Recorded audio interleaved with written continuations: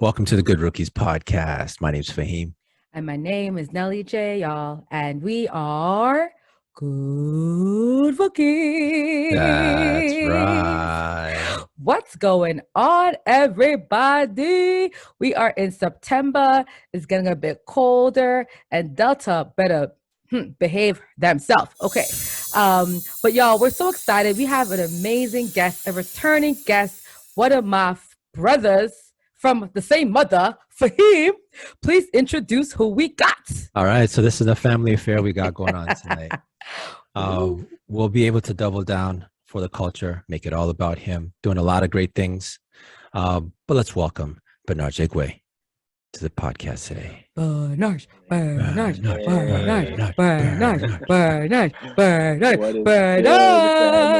That's right. What's up, bro? How are you, man? Chilling, and just trying to enjoy the celebrations of today. It's my daughter's first birthday, so I'm just all smiles today. So you guys can get this face all It's day. your Just first smile. daughter's first birthday. Okay, God is good. COVID baby. You and Fahim Doesn't both get share better than that life. Oh yeah, COVID baby life. It's the best. Sure. They're built different. Just so y'all know, they're built different. Yeah. Yes. No, it's so great to have you on. And like, I know we're not young anymore, but I'm just curious to know, because I ask people in their 30s, like their thoughts. Has any of you guys actually listened to this like Kanye or Drake album? I know I haven't listened to the full thing, but I'm curious if you guys have. And if you guys have, what's your thoughts on the album? Benarge, go ahead. Did you listen? Well, actually, I have not listened. That's okay. I don't plan on listening. It's not that it's not, I appreciate Drake's music. I appreciate all that. But for me, I'm in a different headspace. I'm not here for any of that. See? I'm good. I don't even hear it. I haven't even heard it. But spiritually, I'm just not interested. So Yeah, I'm moving on to other things. I can't even spend time there. exactly. Yeah, I feel like people are either do not care or they care. It's like two extremes. How about you, Fahim? Your thoughts? Have you listened to either album? And if so, what's your thoughts? Real quick. Yeah. So Kanye's came out first, I guess a few days before. I listened to Drake's when it came out. I think the day after it came out. It was Drake, obviously. So like I was impressed. I thought it was a good album. But with Kanye, I was a little bit more surprised. I went in with very low expectations and left saying, whoa, it was a good album, good quality listen. If I was to clean the house, I played in the background, no problem. So it's a win for hip hop, both good albums. He said, when I clean the house, I'll play it in the background. Cleaning house music, Donda. I haven't played, like Bernie said, like honestly, I haven't had the time, but I did play some of Drake's on a walk, like on my walks every day. It was all right. It's Drake, Drake. Mm-hmm. I like a few songs on there. But like honestly, like I don't really have time to take in music like I used to, but I feel like people like us, like we're older now. So it's like we either play it or we don't. So I was curious to know. Right. But me and Bernie, we actually had our draft last night. I got C+, not too good, but I feel like I have a good team. How about you, Bernie? What was your draft grade yesterday in your draft pick? I got a B, and I was better than me. ranked third in the league. I'm And ranked here's my 6th. thing. Yeah, I had the second pick, so I'm obviously getting one of the top running backs. But for the draft, it's all about the value. I think there was a strategy this year that I had where it was a 0-second RB strategy, where I didn't really care about a second running back slot. I needed to make sure that I improved the wide receiver, tight end, quarterback positioning so that the competition head to head was in my favor. So I did that. And I listened to some gurus this morning and I'm like, wow, so everyone was actually doing that. Like the running back chart is so garbage. So yeah, it's going to be a good year. I mean, I came in second last year, Nelly. So, trying to get that first round, that first ring, I got to get that. I'm winning this year. I'm determined. Ooh. I'm determined. All right. Well, guys, let's get to more sports talk in the episode. Fahim, let's get into some hot topics, brother. All right. So we, I guess, talked about two heavyweights in hip hop with Drake and Kanye. They just came out the list for the Forbes world's highest paid athletes. Mm-hmm. And let me go through this list very quickly and we can kind of cover some bases of what you guys think. Okay. So I'll just go 1 through 10 very quickly. Conor McGregor is number 1 with a total of 180 million. Messi, 130 million. Ronaldo, 120 million. Dak Prescott, 108 million. LeBron James, 95. Neymar, 95. Roger Federer, 90. Lewis Hamilton, 82. Tom Brady, 70. And KD at 75 million for top 10. What do you guys think of that? Go ahead, Bernie. You go first. I mean, when you look at that list, you would never think that Conor would be number one on that list. But the beautiful thing about it is that his money wasn't made fighting. He made that money off of an outside contract with a liquor company. So it's like, it just goes to show you that athletes are now changing the way that they make revenue. And I love that. Like, it's no longer the idea of you have to get 6 championships in order to make money. No, Michael Jordan's making money with shoes. Like, he's doing it with branding. He's doing it with all other types of things. Like, that's kind of what it's turned into. And I love that. It's good for the sport. It's good for everyone involved. But yeah.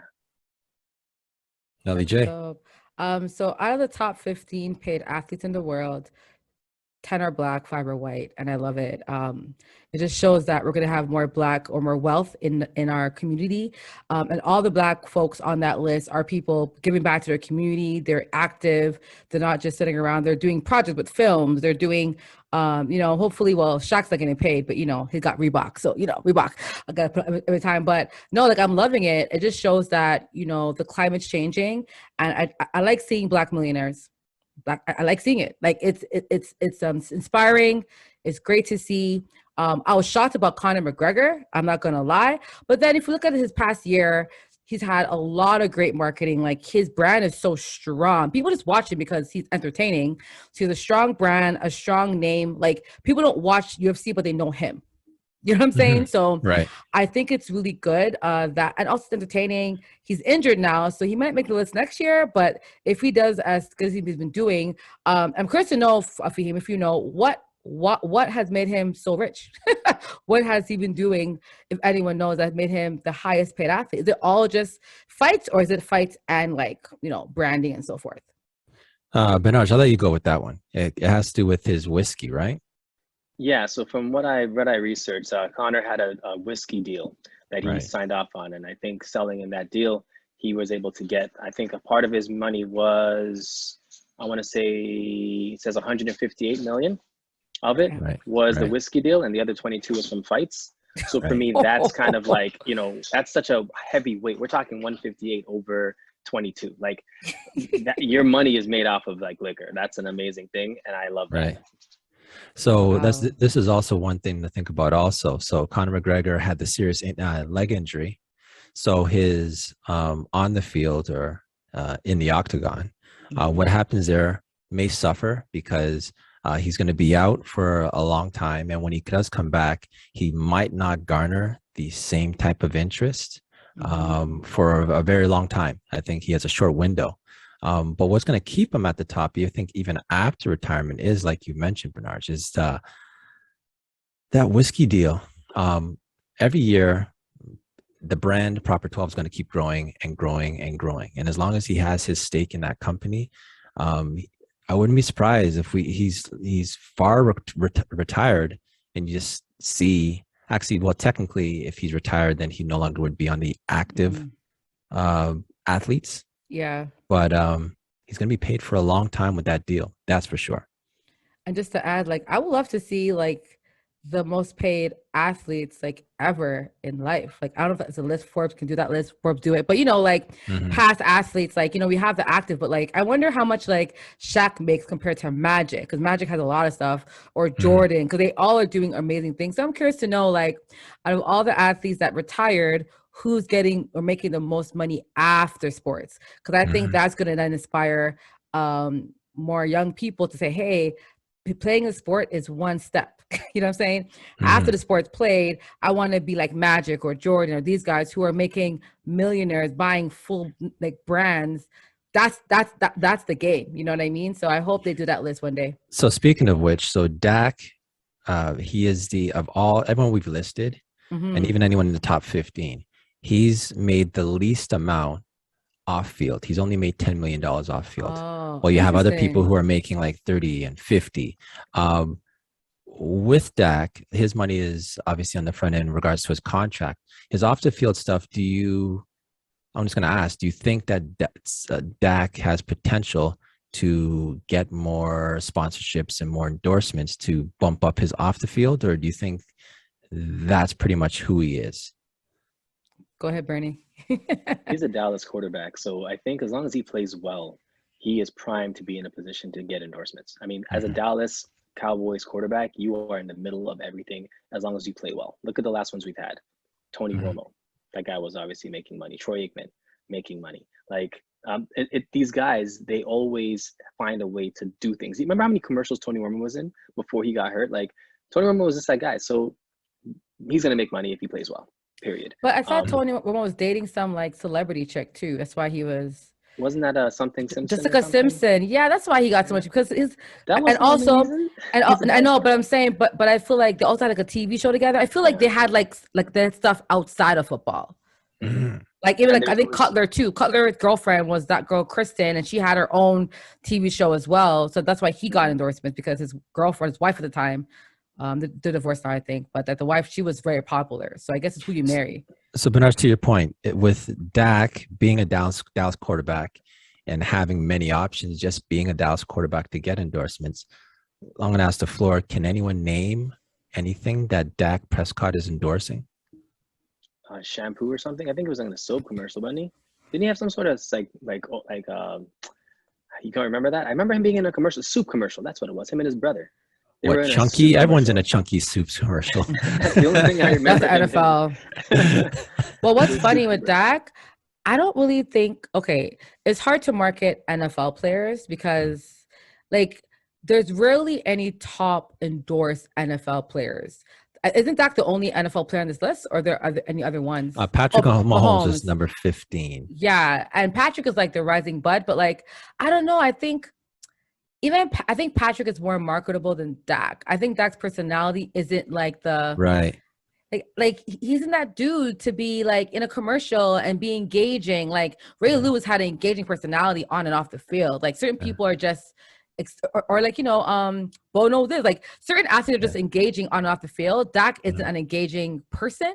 So I can see Dak be on his list outside of that. Like he's just not a interesting person to like, you know, talk to. That's why I asked the original question of if you think this is kind of who he is, or if he might get more off field. I happen to agree with you. I don't see Dak Prescott as being a personality. So you couple the personality with the play, which is still got, I guess to me, it's got a question mark. I mean, we're going to assume he's come back with the injury and he's going to be the same player. But play tomorrow night, Thursday. If he's not the same player, then you're dealing with the dilemma, right? So that's why I was just throwing it out, seeing where your head's at in regards to Dak and his celebrity. That's all. No, you're right. Like I would say, again, Dak is I think he's also helping with the mental health awareness. Like he's doing that as well, which I think is really great, which makes sense to me, which like he does have, like, I'm not sure if it's depression or anxiety, but you know, that maybe that's why he's not as engaging. So I'm not knocking his personality. I'm just saying that like, he isn't someone that like, oh, this guy is so funny off the field. Like, you know, like, what's his name? Beckham. Like he's a guy that like people like or watch on Instagram because he's so engaging. That's what I'm trying to say. So yeah, I'm not going to guy's personality. That's true. Well, yeah, I mean, he's not Kawhi. He's not Kawhi Leonard, you know, off the field or off the court. Yeah, I see that. I'm too sexy for my shirt. Too sexy for my. Oh my god. Yeah, it's another funny video, man. I'm saying Kawhi is just funny without even trying. Like it's such a skill set. He's a dry humor. It's the best kind sometimes, man. Yeah. So Lamarcus Aldridge, formerly of the Nets, still got to find a place to land, but apparently he's cleared to come back and play after he had that heart issue. Nelly J? Yeah, so just to give folks some insight. So this issue that he does have, it was discovered, I think they said in his rookie year. So the final weeks of his rookie season, he had a irregular heartbeat, and then was diagnosed with, it's called Wolff-Parkinson-White, WPW syndrome. And it's a rare condition that impacts the natural conduction system of the heart, which causes your heart to kind of beat irregular. So this abnormality has always been there, but it forced him to retire, right, Fahim? And then he's not coming back to play. I just honestly, it's hard because speaking on someone's medical decision, you know what I mean? That's just right. I just don't know, like, if it's worth his life, because I'm not sure if like this is something that can kill him in the long run or shorten his lifespan. Like, I haven't done the research yet, but I mean, if the doctors cleared him and the NBA clears him, and like I hope nothing happened, but if anything happens, the NBA, I wonder if they're liable if they had him sign papers like this is you. You know what I mean? Like, I'm curious to know, but hey, like I would say, people know their bodies the best. So if someone says that they can play, I'm going to respect the decision. I'm not going to question his choices. Is that my right? But if he says he's okay, then, I mean, again, it's not he's had it since 07.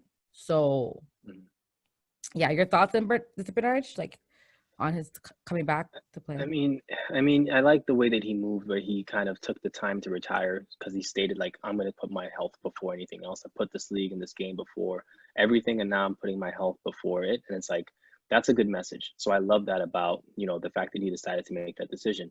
But I also like the fact that he decided to stick his feet into the fire and say, okay, I love this game, and I have an opportunity to go back and actually make a difference and get a chip. Like, this is a very huge thing that I could possibly join. Let me see if I'm good, because I've been playing with this condition for quite some time, and now it's just a matter of seeing if I can do it. I like the fact that he went in and got a second opinion, third opinion, made sure that he actually got checked out fully and was more aware of what the problem was. Because I think once he got to that space and he was comfortable, then you can make a decision. Like, you can't decide when you don't have all the facts. So he went and did that research and took the time away from the game to do that. I respect the hell out of that, because that's what athletes need to see and show each other. Like, hey, take the time to make sure you're good, because this game's going to always be here. You know what I mean? So love that. Well, I agree with what you're saying about him taking the time to do the due diligence to make sure that he's okay to play 100%. When I do hear about his heart issue he had before, it instantly brought me to Chris Bosh. And we found out late in Chris Bosh's career, he couldn't play, and Chris Bosh opted at pretty much like Chris Bosh had some years in him, but he really had nothing else to prove in his career. So he could walk away from the game and feel like, hey, you know what?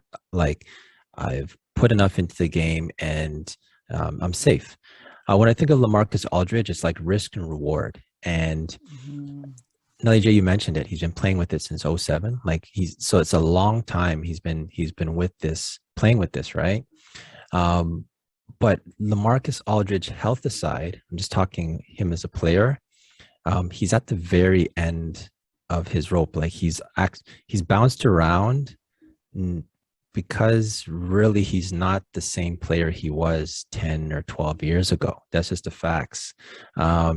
So now you have to weigh in. Well, if I'm not the player I was before, and I do have this injury, and I am older, is it worth the risk? Benarge, you mentioned it though. He's went and got checked. He's done his due diligence. So I'll be honest, where he's at right now, if it comes down to him getting a ring or retiring, he knows his body better than me, but I kind of feel like I wish him the best and I hope he could stay healthy. But I don't know. I just kind of feel funny about it. I mean, that's fair. I agree with you. That's fair, man.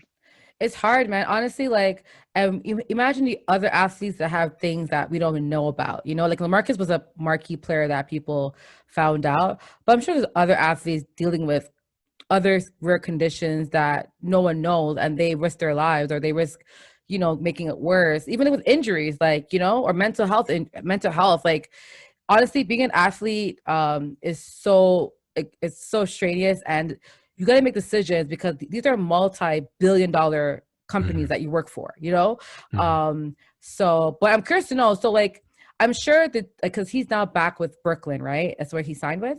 Right. Okay, so I'm sure even Brooklyn, no one wants a dead athlete on their staff. Like no one wants that. So no, I'm being real. No one wants that on their conscience. Like you don't want someone, you know what I mean? So I'm sure they also vetted him. Like I'm sure he went through a lot to come back. Like I don't think it was a simple like, hey guys, like I'm ready. back. Yeah.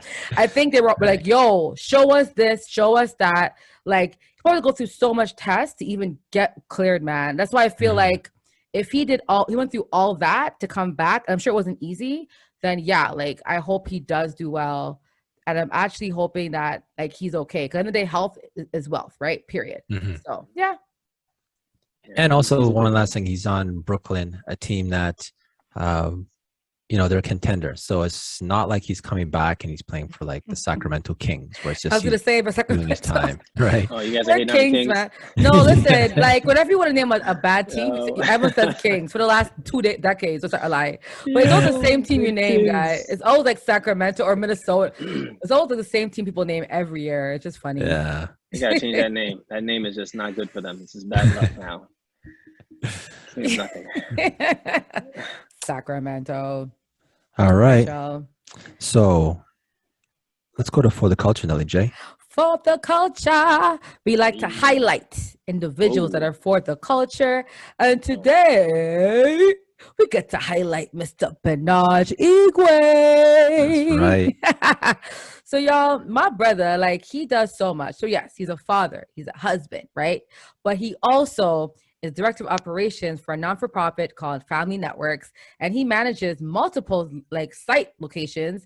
They do so many amazing things in Brooklyn, New York, and like they're for the culture. I mean, clean needle program. I mean, giving back to the community, tutoring, groceries. Like they help feed families during the pandemic. He was one of the people that would go into the office every week to provide free groceries to families in need. On top of that, before COVID, he was traveling and doing great relief in Puerto Rico. What bring it twice a year you're going back there to really help build homes, clean up like debris from the hurricane. He went to Houston during the flooding and helped with their cleanup as well and helped raise money. So he is for the culture and like executes it well. On top of that, outside of just his non-for-profit, he also does an amazing show called Wealth Wednesday, which he does on YouTube and on Instagram. And he drops knowledge on not only Black history, technology, but your wealth, how to manage your money, how to manage your wealth, stocks, like all the things that are happening in the world. It's like, how do you do that? And he gives you all the goodies. So Benarge, we're so happy we get to highlight you today on For the Culture. I said a lot just now, but yeah, like you're a busy man. You're a busy man. Doesn't feel, it's so weird when you rattle it off. I'm like, dang, I did all that for real. You're like, oh yeah, oh and that, oh that, and that. No, it's crazy. So first of all, like you obviously were grown up in the Igwe household like us. So you were sports. Everyone wanted to be MJ in our house. And you decided to really go into this non-for-profit healthcare business type setting. So what made you shift from working in finance to then wanting to work in a non-for-profit and give more back in the community? Well, you know, it was interesting that when I was working as an advisor, you know, I was working with a lot of high net worth people. They didn't look like us. And I realized that I spent more time in the hood than I spent in those meetings. And I was like, dang it, I would rather educate the folks in the hood who don't have much, but just have a desire to learn. I'd rather be with them and make nothing than hang out with these folks that have millions of dollars that treat me like I'm this Black guy that doesn't really know much, but I know everything that they don't know. It was very weird, right? So I figured, you know what, if I'm already doing this, why not go all in, you know? And for us in our family, you know, whatever you decide to do, you just do your best at it. If you want to be a grocery store clerk, be the best at that. You want to mop floors, be the best at that. I wanted to help people, and I felt the best way was to come and work with my father and do that. So moved down to New York, and ever since then, he would give me projects like, hey, this hurricane happened in Puerto Rico. What are you gonna do? I'm like, he's like, design something, bring it to my desk. Okay, I can do that. Let's create something. Let's go. We've been down there 5 times. And we've delivered, you know, 3 containers worth of food. We have networks, nonprofits down there that we work with continuously, even through this time. And we've built networks where now we can always send relief goods to them without having to even physically leave. So it's all about establishing those new kind of resources for people. So that was really cool. And then I said, okay, well, if I can do that for a company, but it's limited because it's about the company. Why don't I just try to start something that kind of ties in all the things I've ever done?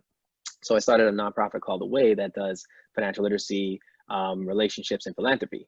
3 things that I'm pretty knowledgeable about because I've kind of done them, right? So it's just been really cool to see the transition going from finance, going to nonprofit, then starting my own nonprofit to do the same 3 things and add relationships into it. Because as we grow older, you know, you have to know how to deal with each other, because that to me is what we found out during this pandemic.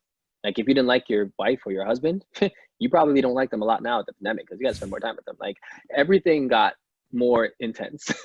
If you had friendships that were kind of failing, the pandemic separated them completely. Like it was a really good indicator of what we need. And I think the human nature of us, we are now all intact with that. Like we're all kind of seeing life as it really is. And it's a beautiful thing. So we wanted to talk about it, give folks some tea about how to do it in a better way, in a healthy way. And yeah, so we've been doing some stuff for the culture, that's for sure. So I really appreciate this shout out, Nelly J and Fahim. This is really cool. Didn't expect that. No, of course. Well, we got to highlight, I know what's really great is, I know I witnessed your growth throughout the years, you know, face to face, but what is something that you would tell, you know, a young man or woman who, you know, they want to do something for the community, but they don't know what or how to start it? Like, what would you recommend, right? Because I think a lot of people want to get involved, but they don't know like how or what to do to get involved.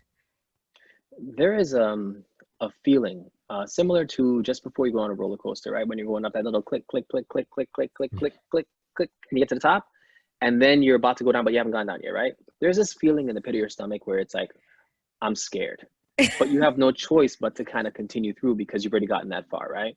I would say that's kind of the best test to know where your path is, because chances are your path is typically going to give you that same exact nervous fear, but you have to fight through that. I remember my first relief trip in Puerto Rico, the entire team was scared. We didn't know I was if we were scared for safe. you. Everyone was scared for us.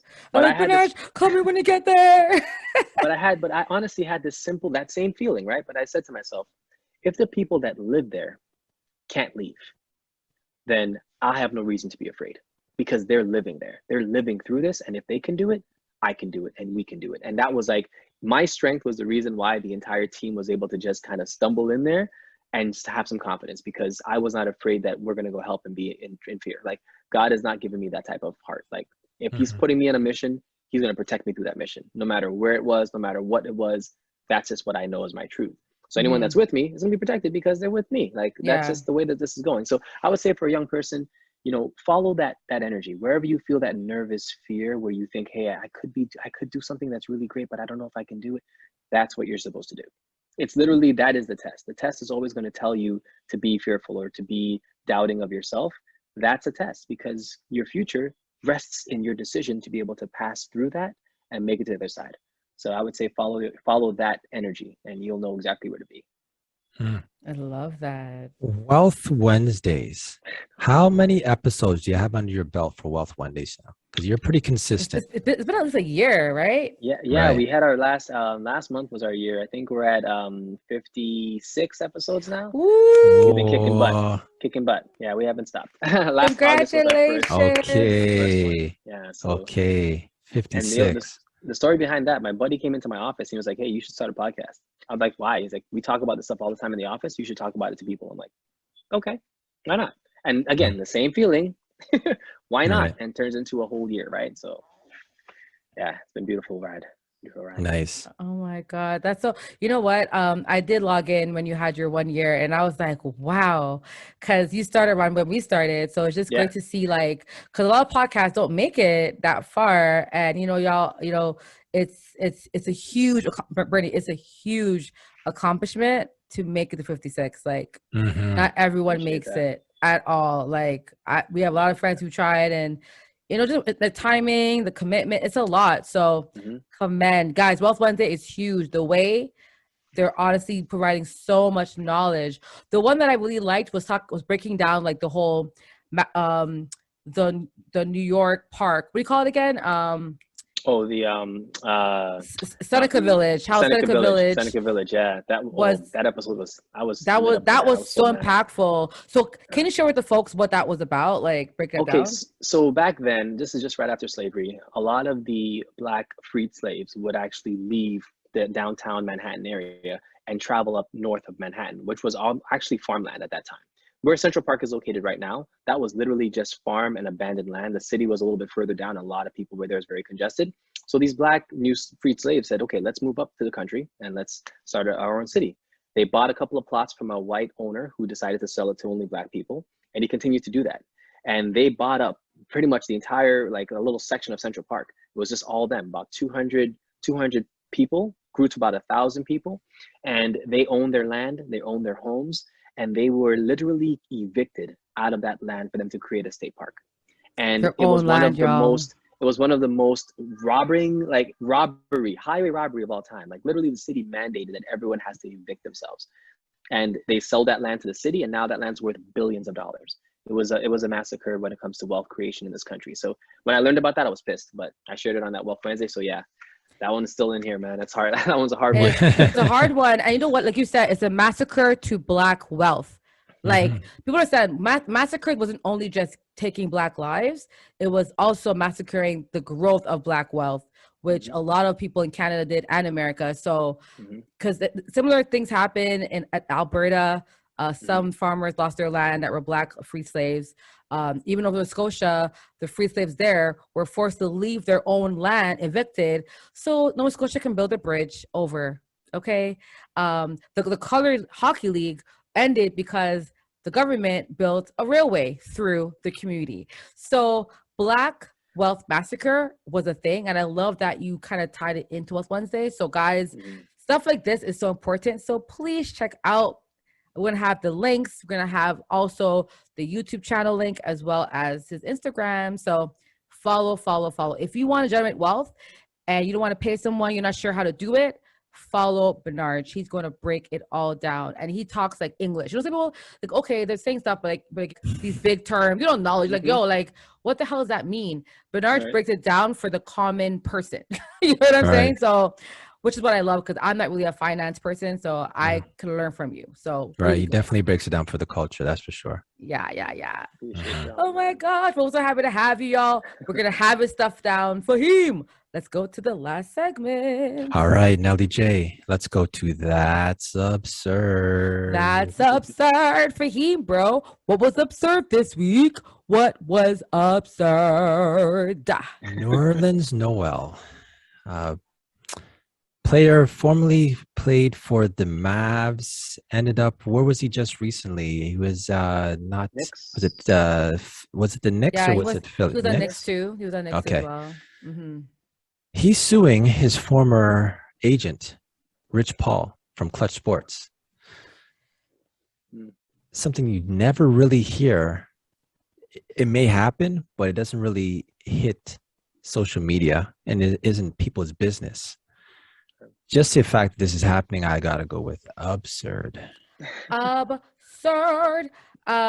What's absurd about this is a few things. Number one, Rich Paul is a black agent. He actually changed the agent space, making them change their hand, because, you know, mostly having white agents with black athletes kind of reminds me of things called, like, you know, slavery. So it was good that we're seeing more. I'm just saying, like, it's just weird, like, because back then agents were only white. You rarely saw black, and if you're a black agent, you had to like go through hoop laws to represent a black athlete. So I like that he did that. However, if you guys, this story is insane. Fahim, from what I read, did he like entice him to leave his past agent and then promise that he will get him a bigger deal, but then didn't return his phone calls?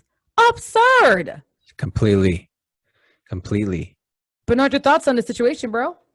Listen, I read a few things about it, and I think there was a contract that he could have had, like a renewal contract with the Mavericks, for like $70 million or something like that. And my thing is, you take money up front if you're an athlete. I'm not a genius, but I know that if you're going to offer me $70 million and I'm in an industry where I could break my leg tomorrow and have nothing, I would rather bank on that $70 million than on myself a year from now. I don't do that. I guarantee money for myself, because that way you're guaranteeing your pocket. And after he got hurt, I think he had a thumb injury. That contract was gone. That's why you don't do that, right? So for me, I just felt like you should have known your own self. Don't rely on an agent to tell you that. That should be just something that you should do for yourself. So but I don't know. On this, at this point is where I kind of side with Noel. If because apparently he was the one that was leaning toward the 70, but Rich Paul, his agent, talked him out. No. He wasn't his agent at the time, Fahim.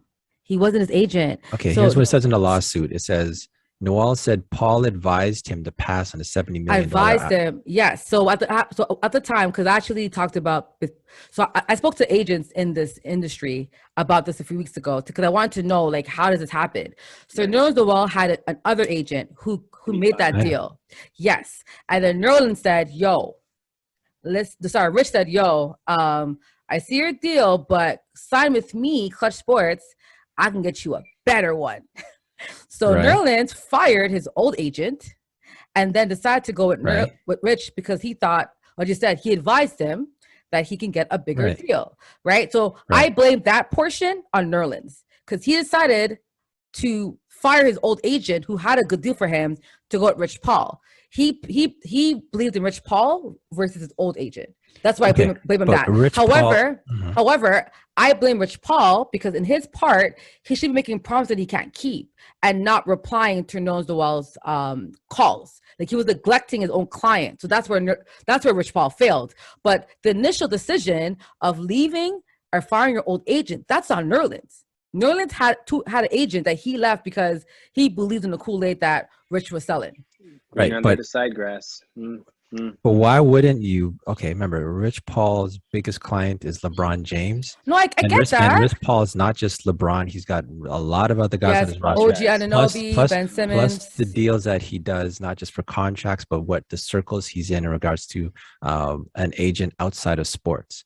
If Rich Paul comes and says, "Hey, I can get you a bigger deal," I'm not really going to wrong Nerlens Noel to say. No, I but it doesn't matter. It's still his mistake for him. At the end of the day, he has to be accountable for his decision making, right? So you think it's his fault for going with Rich Paul? Of course, he's a grown man. Well, what do you mean? Of course, yes, he's a grown man. He had a deal in front of him with one agent, $70 million, and he said, Rich Paul. At that instant, he decided which fate he wanted. He believed in what, and I get it. I'm not wronging him for going with that way, but I'm saying he has to be accountable for his own action in making that decision. I understand why he did it. I'm not saying he's wrong. I'm saying that part is his own fault. But after that fault, I wrong Rich Paul because Rich Paul, don't neglect your clients, and also come through for them. Don't just drop them. And then Rich Paul friggin' dropped the guy. So Rich Paul, that's on Rich Paul. But the initial decision making, when he had the contract and money in his hand, he said, you know what, agent, thank you for your job, but you're fired. Rich, I'm coming along. Here's an angle. Yes. Here's an angle that I want you guys to think about, and just like a little 180 switch. This all happened because of greed, simply put. Because think about it. If you had 70 million on the table, the only reason that you don't want to drop that is because you think you can get more. And I think that was the problem. When you make decisions based on an element of greed, as opposed to the just desserts of what you've earned, he earned that $70 million contract. That was a team that he was working with. They know him. He earned it, but he wanted more. And that desire for wanting more led him to firing what he knew, to go for what he didn't know, and then get scammed. So for me, this goes to even a moral decision before it's even a financial decision. Like, you need to ride with those who are riding with you. You need to be loyal to that, and you need to not be greedy, especially with something that is very transient, which is an athlete's career. It's transient. You can break a knee and have nothing.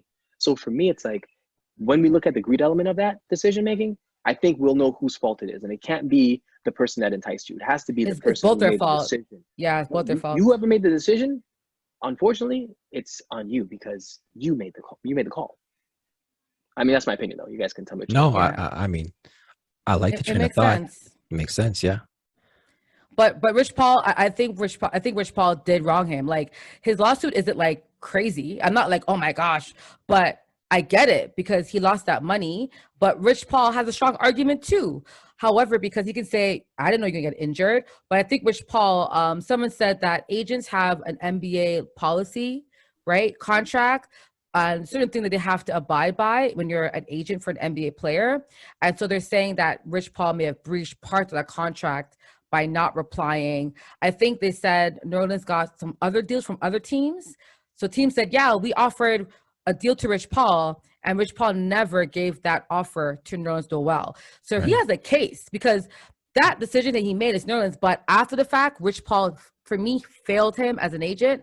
And that's why he has a case, because after the fact, two teams said, we offered him money, we offered him a pretty good like pay, and Rich Paul didn't even tell his client. That's the biggest issue, I think, with this. He didn't do right by his client, right? And that's the biggest problem. And hence why I say, he has a case. I think he will get paid. He won't get paid the whole, what was it, 50 million for him? What's the lawsuit for? 50, something like that. Like, it's a lot. It's a lot. I read it was like 50 something. Yeah, 50, yeah, around approximately around 50. But he will get paid. He might not get paid all of it. But if I'm Rich Paul, question for you guys: is Rich Paul, is he going to settle out of court or take us to court? If you're Rich Paul, what are you doing? Settle. You're settling. Good question. I'm gonna go with settling seems like I'm just trying to see in what scenario they'd actually go to court, and I really don't see much. Every road leads towards settling. It's not a good look for Rich Paul to be doing that in the first place.